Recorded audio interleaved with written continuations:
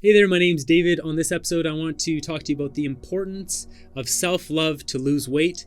So losing weight is more than just dropping the pounds because there's a lot of psychological stuff involved. In life, we have 6 human needs, and these needs all need to be met at a certain level for us to have enough self-love for ourselves. Once we have enough self-love for ourselves, we'll do the things necessary to lose weight.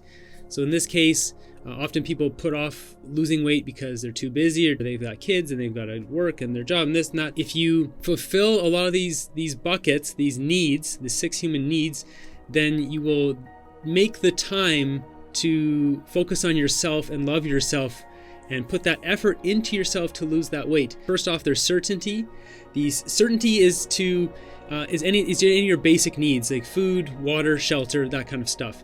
If you don't have that, then you're in a rough spot. When the average person is lacking some of these, or they don't know if there's going to be food next month or that kind of thing, then it puts you in a really bad situation. This is the kind of bucket, or if it's not, properly at least half full or whatever, then you're really not going to prioritize yourself and love yourself, and you won't get those weight loss goals at all. So the next one is uncertainty or variety. I should note I'll put all of these in the description. You should look through the 6 of these and rank them in your own life, because we all rank these differently and how important they are, and make sure you prioritize filling up the buckets that are most important first. So uncertainty or variety could be you want to eat at a different restaurant, or you want to cook something at home that's different every single day. Maybe it means you travel a lot. Maybe it means you go out and do things a lot. You go to concerts and you go to shows and or try different sports or meet different people. You go to different bars, whatever it is. Some people have this absolute need to have tons of variety in their life. Some people want no variety. They want to know exactly what's happening every day of the week, and that's it. The next one is significance. Feeling significant makes us feel wanted or needed, or kind of feel alive. Like if you work at a job and you're not appreciated for the work you do, you don't feel significant. If you live in a home, or if you live among a community and people don't respect you, you don't feel significant. So often significance comes from our job and being good at it. It also comes from doing things or helping people that might not be able to do something. So say you're really strong and you need to move something that's heavy for someone, or if you're a great plumber and people are super appreciative that you came in and you fixed this problem that the other plumbers didn't want to touch, or they didn't know how to fix, or whatever, it makes you feel significant. The next one that we have is connection, or being like your love connection or connection with the community and other humans.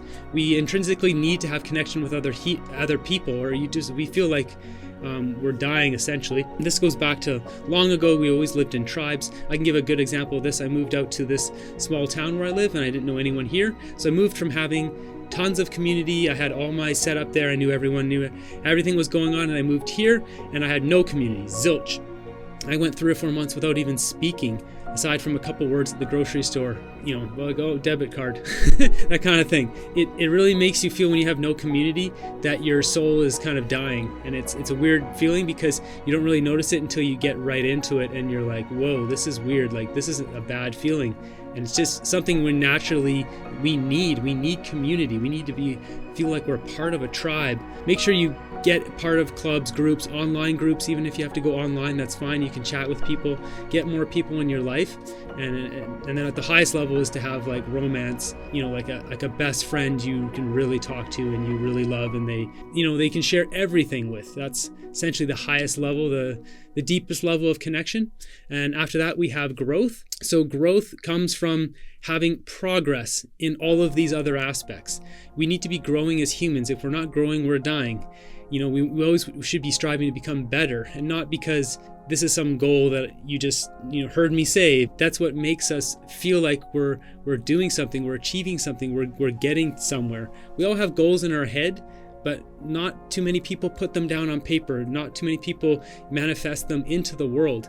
Speak them out loud. Tell their neighbor, like, hey, you know what? I want to make $1 million next year, or hey, I want to go build a school in Africa. Like, whatever your goal is. And this sense of growth is just essential for us to feel happy, to feel joy, to feel like we have progress. And this happens slowly.